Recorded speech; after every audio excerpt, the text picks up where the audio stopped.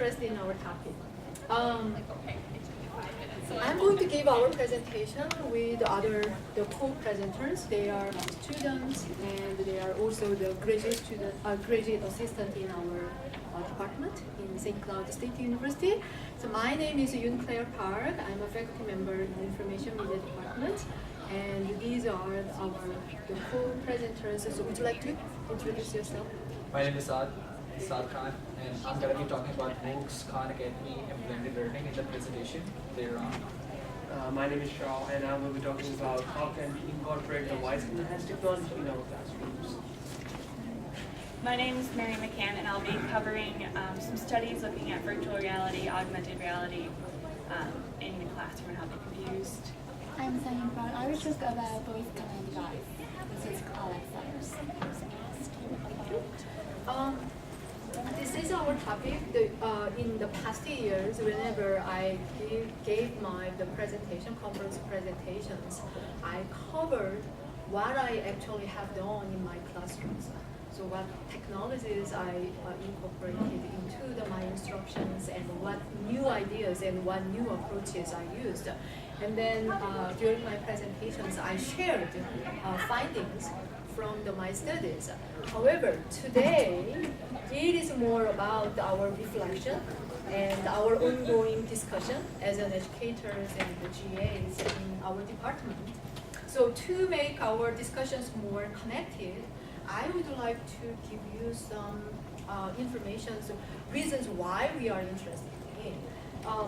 We are all members of Information Media Department in the St. Cloud State University.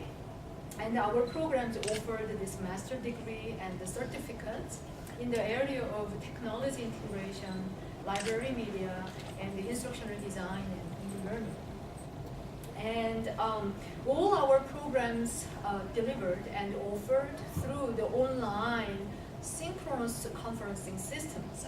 So if I give you the classrooms, introduced classrooms, that environment looks like this.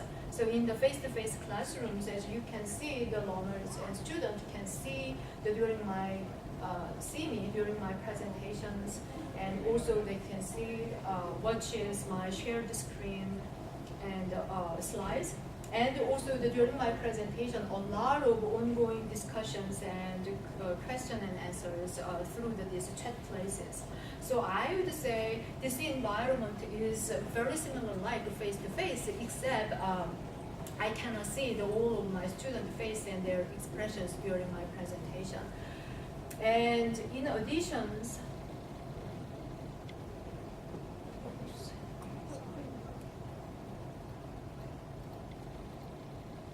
our faculty members are willing to use, in addition to the Adobe Connect, the conferencing tool, and the D2L, the course management system, and other social media and the communication tools, Google Hangout, to make discussions and make connected with my students. So I say that our programs are very interactive and very, very meaningful and immediate.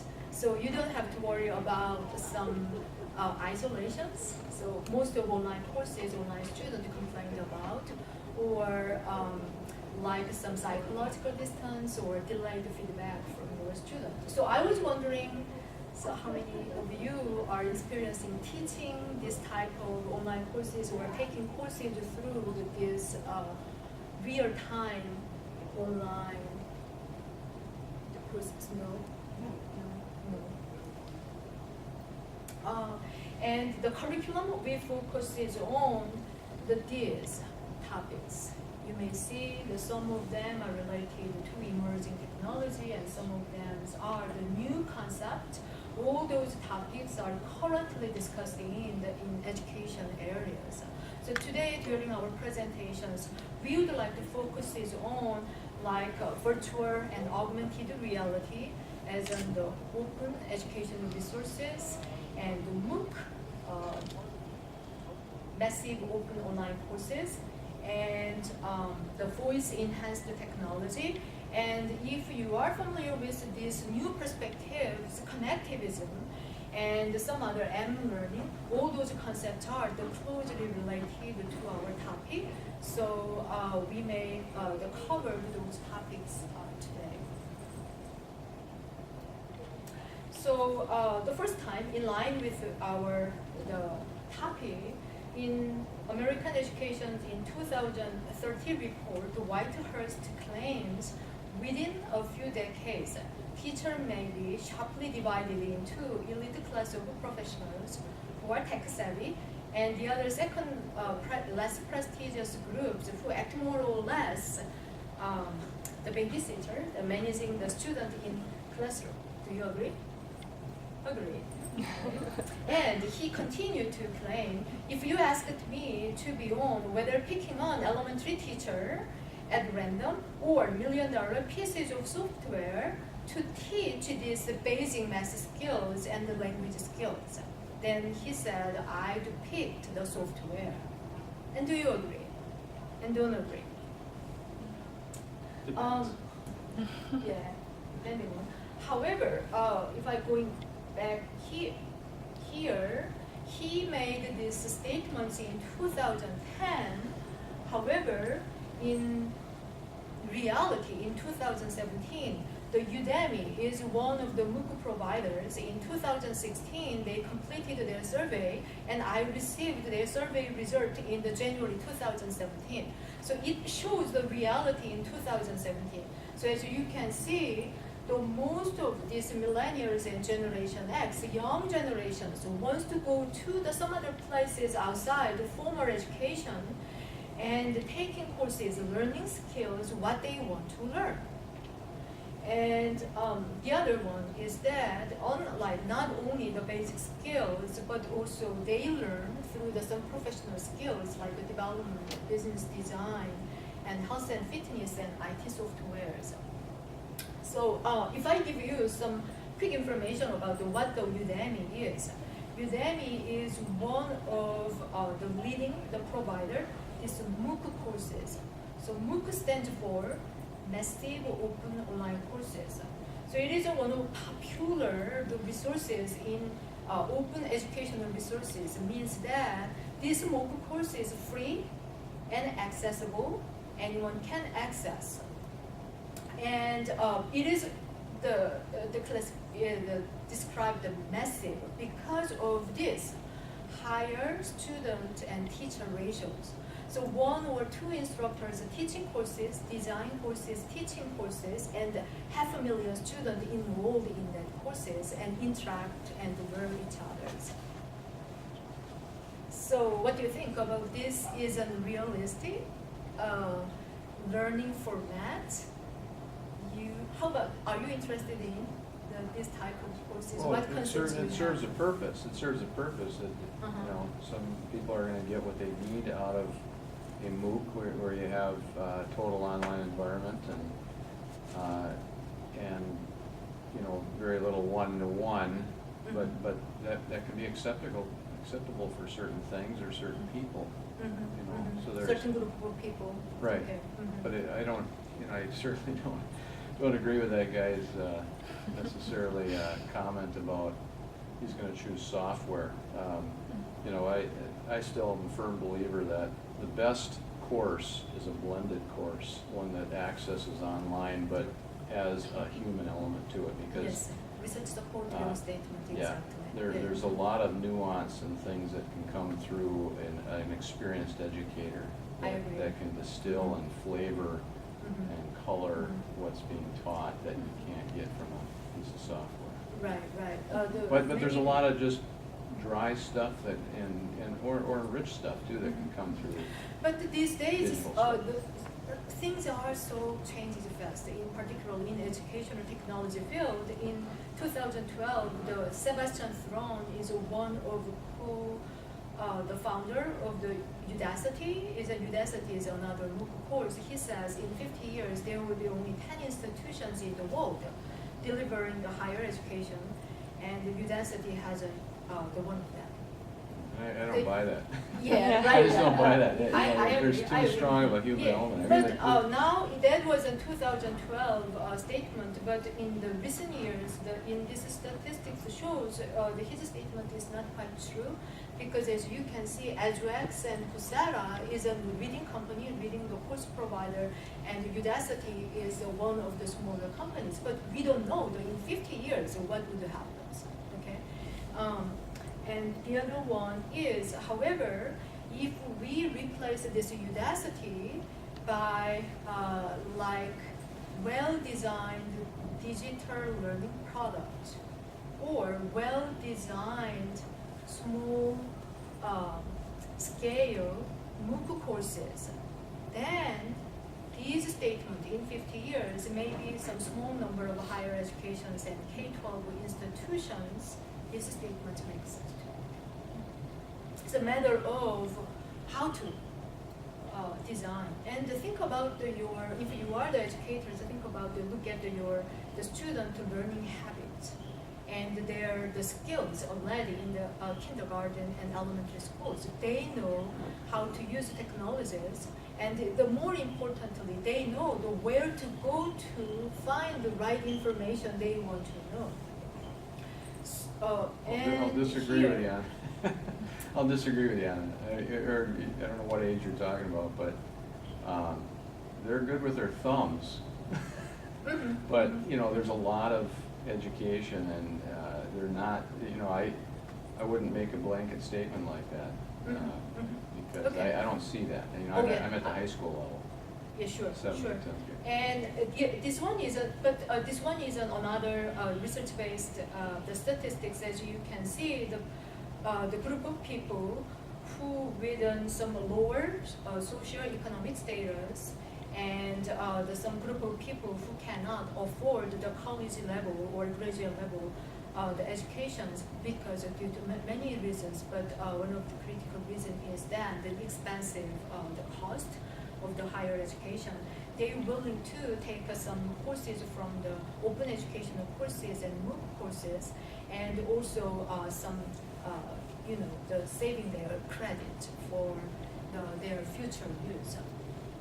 So that's why I think the combination of these factors in terms of some technology advanced technologies allow the educators offering this open educational resources through the MOOC systems and the learning habits and changing interest and the expectations, our super systems may explain partially why the MOOC courses increases from between the 2011 and 2016, and why many people want to learn some the skills they want to learn. And the other part is that, there are a lot of debates out there because artificial intelligence in these cases is so changing fast. We don't know what impact it has on my career and what skills will be the marketable in the 5 years and 10 years and 15 years. It's hard to predict that kind of things. So some of the experts say, okay, encourage your student, pursue some higher degree, like a master degree or doctorate degree, or help the student to develop some multiple intelligence beyond the IQ. So some skills cannot measure this IQ test, and pursue some STEM area, and look for a narrow niches means that pursuing some areas not many people are interested in, and or the study like very cutting edge studies like computer sciences, artificial intelligence, and the analytics. Any comment on their advice?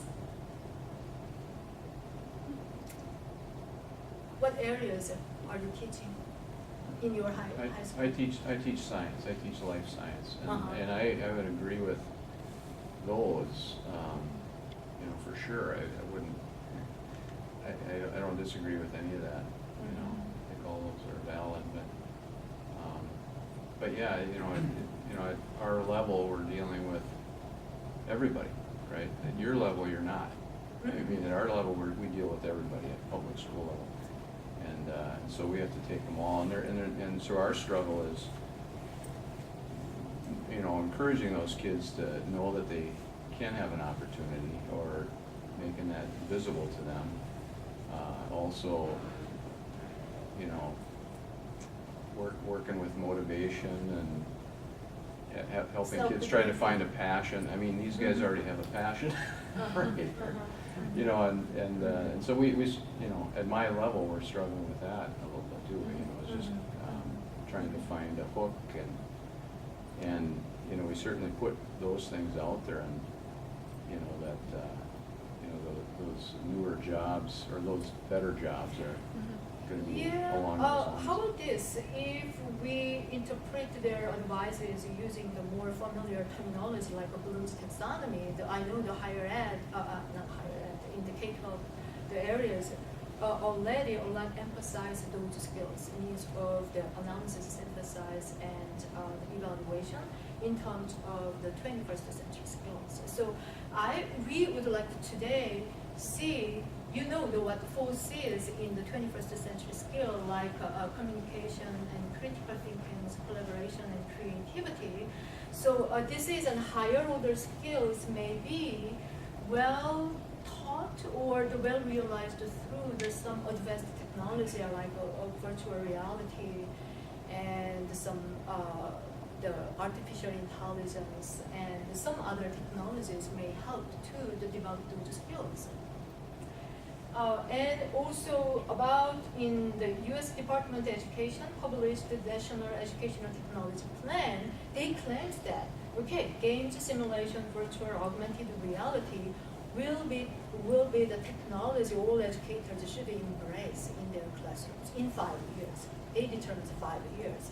But I'm not quite sure how many educators are prepared for this type of technology and whether they know how to do it. And the other Horizon report also the similar recommended the similar technologies as an important development of instructional technology, online learning, and virtual reality and robotics and artificial intelligence. So this is a brief introduction about the following instructions. So each of the presenters will show you how the other educators actually use this technology to the particular skills. So again, in the past, our presentation is all about our own experiences. However, as you can see, those technologies are very, very new. So we will borrow many ideas from the other researchers. So hope that helps. Okay, thank you.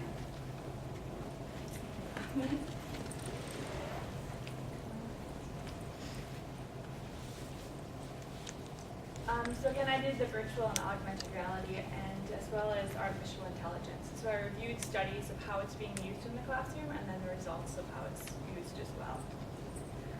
So for the first study, it looked at real versus virtual field trips. So the learning effects of that, and then as well as how the students reacted to each of those environments. And it measured biology and ecology knowledge. 2/5 of the students worked in nature, so they went to an actual park reserve, and there's different stations that they filled out their worksheets on, and then 3/5 of them worked in the classroom. And so they worked on computers, they had the same worksheets, but they're, instead of looking at the actual thing, they looked at pictures, and they could use the internet to look up more information.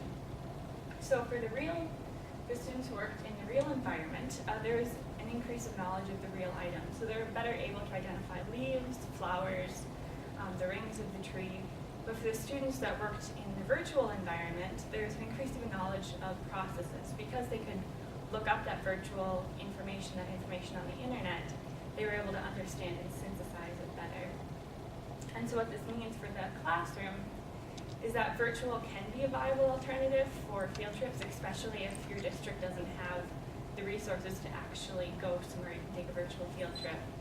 And that study also found that teacher instruction, so how the teachers interacted with the students, was more important than the environment. So more important than whether they were in the real or virtual was the instruction that the teachers gave the students. And then again, the benefits of having a virtual environment could outweigh the cost. So although they don't get to experience the real world, they do get to have their their iPads and their phones and look up information online as they go. And the second study, which is this, use this to play here, just to show you what augmented reality is. So how many of you are familiar with augmented reality? Several. So how it works is you use a phone and trigger an image.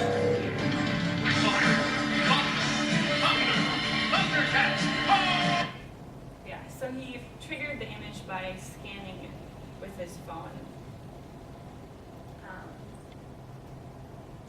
So this study looked at a website versus an interactive website. So the students had their iPads and they would scan over the website, and depending on the different QR codes and the images, different information would pop up for them. There's increased motivation with the interactive website, so with augmented reality. And then there's that sense of immediacy as well as the collaboration with their teammates. So because they could scan it and get more information versus just a plain website, they're more motivated to learn. And there's increased conceptual understanding as well. So the math concepts, simply having that extra information helped them learn the concepts better. And so this is the graph. The top one, the straight line, is the augmented reality, and then the bottom line is the comparison group. So you can see there's slightly better at the beginning of the test, in the middle, and then after the test was done as well. So augmented reality is adaptable for any content area, and it does yield higher test scores, again, because of the interaction the students have, as well as like motivation, and then they're more engaged as well. And then the third study was a review of augmented reality and how it can help dyslexia, or help kind of not heal dyslexia, but kind of benefit or offset some of the effects of it. So artificial intelligence systems can predict dyslexia based on eye tracking algorithms, and then they can see, where the students are looking on the page, what their eyes are focusing on, and they can also help treat dyslexia. So the PHAES, P-H-A-E-S, Phonemic Awareness Educational Software, is a software that can be used by the students both in school and at home, and it presents words and reading in a way that's easier for dyslexic children to see and to understand. And then the Agent DSYL software, it personalizes materials. So depending on how students answer on an item, it will then personalize the next information they receive.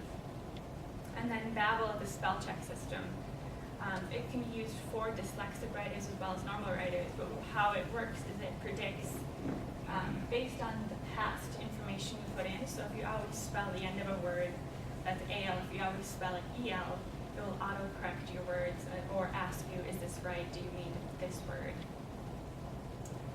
And so the application for this study, dyslexia can be determined in early school-age children with the software that is out there.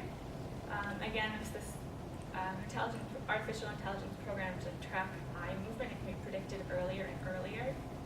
And that there are also customizable support programs for children with dyslexia, and non-dyslexic children can use personalized learning systems as well. And some of the MOOC systems that Saad will talk about, they also personalize the learning. So depending on how you answer on the test, it will know whether or not you understand the concept or whether you need more practice with it. That's all that I have. Do you have any questions about any of the studies or all the research is at the end too, so if you want to look at any of those. So today I'll be talking the same vein about blended learning, how we can incorporate MOOCs with blended learning. So it's going to be the same topic we are discussing about today, how we can incorporate digital online methods with our traditional conventional classroom learning, where the teacher is lecturing the class, and how technology can assist the instructor. So I'm going to give like different case studies where that has actually happened in the past. So what is blended learning? It's a combination of digital online methods combined with conventional classroom learning, as mentioned. Now, one of the main elements in conventional blended learning is the students, they have complete control over the time, they have complete control over the pace of the study, they have complete control over the medium of the study. Now, The medium means that they have open resources that they can refer to. So they are accessible to all other mediums of study. Now, one of the earliest pilot study that was done in regards to blended learning was in 2010. There was a partnership between LASD and there was a partnership between Khan Academy, right? And they started incorporating LASD Khan Academy with their pre-algebra classes in 5th and 7th grade. And one of the key outcomes of this experiment was that the students, the instructor had like complete transparency with the students. They had complete access with the students' performance data, so they can track it live. And this led to like differentiation process, right? And this is like enhanced differentiation process. Now, what does differentiation means, right? Now, this is one of the tools that the instructor get. So at the bottom, you'll see different students that are doing same assignment, and the chart that represents the time that they are spending on an assignment. So gray area represents the time they are spending in the classroom, and the dark gray area represents the time they are spending outside the classroom. So this gives us like complete transparency as an educator, as an instructor. So this is like one of the key tools that we as instructor have while teaching, incorporating Khan Academy with our traditional classrooms. So this leads to increased collaboration and peer-based learning. So this is what encourages a flipped classroom model. So the instructor, they make sure that the students do classwork, the homework in the class, and they're doing lecture-based study in their homes. So it's what we call a flipped classroom model, right? And this leads to like more collaboration and increased peer-based learning, right? And this ensures that there's no gaps in the studies, right? Like traditionally, a student is expected to have like 80% and then they pass, they go on to the next grade, right? But this leaves like gaps in their studies, right? And a faulty foundation. So we need to ensure that when we are studying like teaching maths and subjects like those, we need to make sure that there are no gaps left in the students' minds, right? So we need to encourage more mastery-based learning, right? And how Khan Academy encourages mastery-based learning is they make sure that the student do 10 questions in a row correctly. Once they are able to do 10 questions in a row correctly, let's say pre-algebra, let's say calculus, right? Now they have mastered that subject. Now they can move on to the next topic, right? So we need to encourage more mastery-based learning.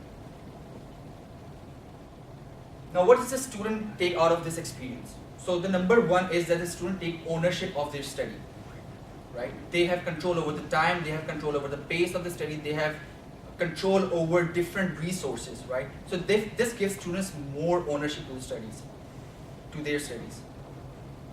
Also, we know that millennials are very comfortable with technologies these days, and we give them access to education on their iPads, on their mobile. So we are actually meeting them halfway as instructor. So this enables more blended learning and personalized learning. Now, after this pilot study was done in 2010, we saw like double-digit growth. Before the experiment, before the blended learning, in 2010, there were 23 students in the class that were considered basic or below, right? And 77 students were considered basic or below, 23% were considered proficient or advanced. After the blended learning was introduced in the classroom, 59% students felt that they are basic or below, and 41 were considered advanced. So that's double-digit growth. Now, how can you incorporate, as an educator, how can you implement MOOCs in your classrooms? So the number one is in-class practice. So you can introduce in-class practice sets from MOOCs, other MOOCs platforms like Khan Academy, Coursera, edX, and let the students do it in the class, 15-20 minutes, and then based on the results you get from the class, you can tailor your lecture based on the results, the students' progress, the performance, right? So let's say 70% of the class did, a question, incorrectly. Now you know as an instructor where to focus on, right? So you can tailor the class according to the data. The second is review and revision. So let's say in a month, every other week you can do make like revision work for the students where there's a remediation courses, right? So everything is fresh in their mind. when you're teaching maths especially. And the third is you can regularly assign homework from Khan Academy or other MOOCs platform for the students every other day. So, and plus it's very efficient than the traditional homeworks. So the results are quick and it's like gives you 100% transparency. How much time they're spending on a certain assignment, certain questions, so on and so forth. It's complete transparency. And the fourth is self-paced learning, and this is very exclusive for like standardized testing, like SATs, MAPs, ACTs, so on and so forth. And you can give like the students a lot of freedom with the self-paced learning, right? So these are different ways that you can incorporate MOOCs with the, in your instruction design. So that sums up my presentation, and I would like to invite Shahrukh and Sagir, my colleagues. I'm Sang Park, and Shah and I will talk about the voice command technology. So, Alexa, how's weather today? Currently, in Minneapolis, it's 19 degrees with flurries. You can expect more of the same today, with a high of 24 degrees and a low of 19 degrees. Alexa, tell me about you. On Amazon's Alexa, designed around your voice, I can provide information, music, news, weather, and more. So this is Amazon Echo. You don't need to touch the device or use buttons, and you can operate the device with your hands full while doing another task. So how can you use the Amazon Echo? To connect Amazon Echo to your phone, download Alexa app in your phone, and use app through Amazon Echo. And after downloading the app, Amazon Echo is already ready for use. So Alexa has over 5,000 apps in here. You can see the Amazon.com site. These apps are free, and Alexa has a variety of education applications too.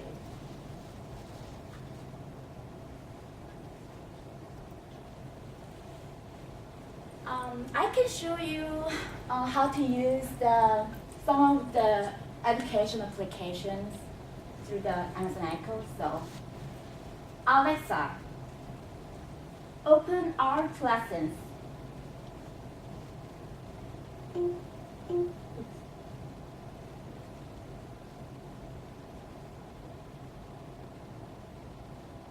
Let's learn an art lesson.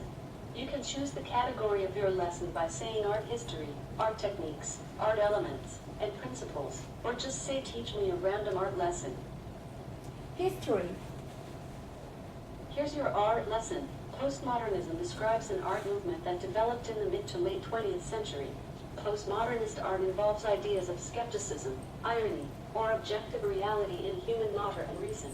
Movements within postmodern art include installation art, conceptual art, lowbrow art, multimedia art, and performance art. Some notable postmodern artists include Jasper Johns, Sol LeWitt, Robert Rauschenberg, Bruce Nauman, Andy Warhol, Chuck Close, Jeff Koons, Nancy Holt, and Barbara Kruger, among many others. Awesome. And I will try one more. Alexa, open math question game. Welcome to Math's Question Game. Which mode do you want to play? Easy, intermediate, complex, or practice mode? Practice mode. Can you convert 10 foot to inch? Shah will give you some specific Can you examples. convert 8 ounce to gram? Alexa, stop. Bye-bye. Have a nice day. Don't Thank you, note that Alexa. This skill can be restarted by saying, Alexa, That's good start at Math's math. question. I don't wanna. Let's help. Shah will give the specific example of how Arizona State University is using Alexa already. Thank you. Thank you, Sanjay. Good evening, everyone. My name is Shah, and I will be talking about how can we incorporate Amazon Echo, which is a voice-enhanced technology, in our contemporary pedagogy. So, as we know that voice-enhanced technology has been around for some time now, but we have not really seen a substantial usage of it in the classrooms. But for that purpose, Arizona State University and Amazon joined their hands for this venture, in which they aim to enhance engineering students' experience with voice technology. They want these students to have this hands-on experience, and they want to develop their leadership role in the voice-enhanced technology developments. Engineering students gets hands-on experience of Amazon Echo device in dorms. So there is this engineering students dorms here in ASU, and what they do is, in the classrooms, they get this theoretical knowledge about what voice-enhanced technology is all about, and when they go to the dorms, they have this device to use, and they can have this practical experience of the device. So what this program features are? First, they want to do is they want to introduce some new concepts about voice-enhanced technology. Students with Alexa-enabled device in their dorms get this ASU skill to get information about the university and enhance their campus experience. So what happened here is that in the dorms, the device which they have, it provides them all the information about what's happening in the Arizona State University, what are new upcoming events, and what are the dates of the final exams. And also, in coming freshman engineering students will be able to build their own Alexa skills or capabilities. So this is an important thing to note down here is that students who are coming to Arizona State University in their freshman year, they will have this experience of voice-enhanced technology from the first year.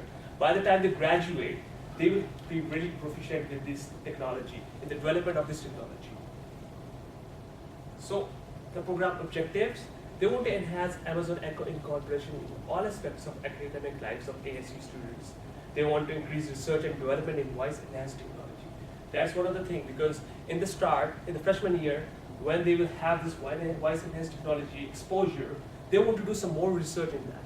So Amazon and Arizona State University, they want to invest in those researches, and they also want to provide a mechanism to deliver high quality, personalized education experience to every ASU student. So they don't just want it to use for dorms, they want the students to enhance their education experience in Arizona State University. As we know that, not Arizona State University, there are some renowned educators who are currently using this technology in the classrooms as well. And I'm talking about Case Morris. She also uploads a lot of vlogs on the YouTube, and she talked that how can you as educators can use Amazon Echo in your classrooms. The first thing you can do is you can use it for the gamification. There are a lot of games in there. You can use it for interactive stories for elementary school students. So that is really good for their critical thinking development. You can have them in enhancing vocabulary. You can use it for the mind teasers, oral quizzes, spelling checks, solving math problems, and relaxation in the classroom. Alexa likes to talk a lot, so you can ask her to tell a joke, so it will be like a really relaxation time for the kids. Some other benefits of voice-enhanced technology are useful for visually impaired individuals. They can have access to news, some new updates, or any information. It can be really useful for the ESL students because communication is a two-way method. So if you don't have anyone to talk to, you can talk to Amazon and they can have their proficiency in communication. And same for the autism spectrum students, it can be used for the speech therapy.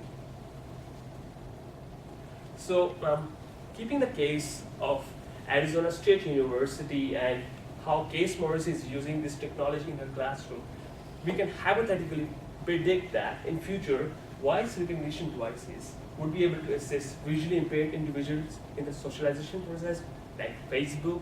They can have access to the different social medias. Voice-enhanced technology would be able to function at the 6th level of Bloom's taxonomy, that it would be able to create new knowledge, evaluate new knowledge. In future, we can expect voice-enhanced technology to do deep learning. We have, if you play PS4, you must have experienced like new games. They have these deep learning things that they can predict the human behavior. So such technologies can do that in the future. So here I wrap up my presentation. These are the references for all of our slides. And on behalf of St. Cloud State University Department of Education, Information Media, and our esteemed professor, Dr. Park, and all my colleagues, thank you so much for coming to our presentation. Thank you very much. Any questions or comments around our topics? Or If you, do you want to flip back to the references slide just in case somebody wants to take a picture of that there? Is this presentation being made available on the resources page for the conference, or is there any way we could get a copy of this? because many of the slides include some copyrighted materials, so I'm not quite sure whether we could use them materials for our presentation, but I'm not sure whether we can disseminate and share with other the people. Yeah. Yeah. So that is the only reason We could Do take not the know. images off and share it. Is it Okay. still Yeah. okay with you? Because Yeah. some images include some statistics and some information, so that's why I'm saying. Yep. Okay. Any questions? Have you guys spent any time actually making any of the applications for ECHO or anything like that? That's good questions. ECHO and all of these technologies are very, very new to us in educational technology area. But in the future, we are going to incorporate those technologies into our the classrooms. Other areas of St. Cloud State, though, there's a technology lab on campus that does a lot with, well, they're just getting into augmented reality now too, but they have a basement room that's a virtual reality. You put on a headset and 360 all around is virtual reality controlled by, moving your head. So that's something that they're doing. And also they're doing more with 360 cameras as well. So for virtual field trips, there's some videos online as well that are 360 videos you can look at. Good point. I think there is a dilemma. Still, we have a good advanced equipment out there and the educators here, but we don't know that connections, how to use these technologies in our classroom to foster what kind of skills. So that is on our the future research, how to do and when to do for what skills we will use those technologies. Thank you very much. Thank you. Thank you. We were worried there wasn't going to be anybody here. Right. End of the day, Right, yeah. Right.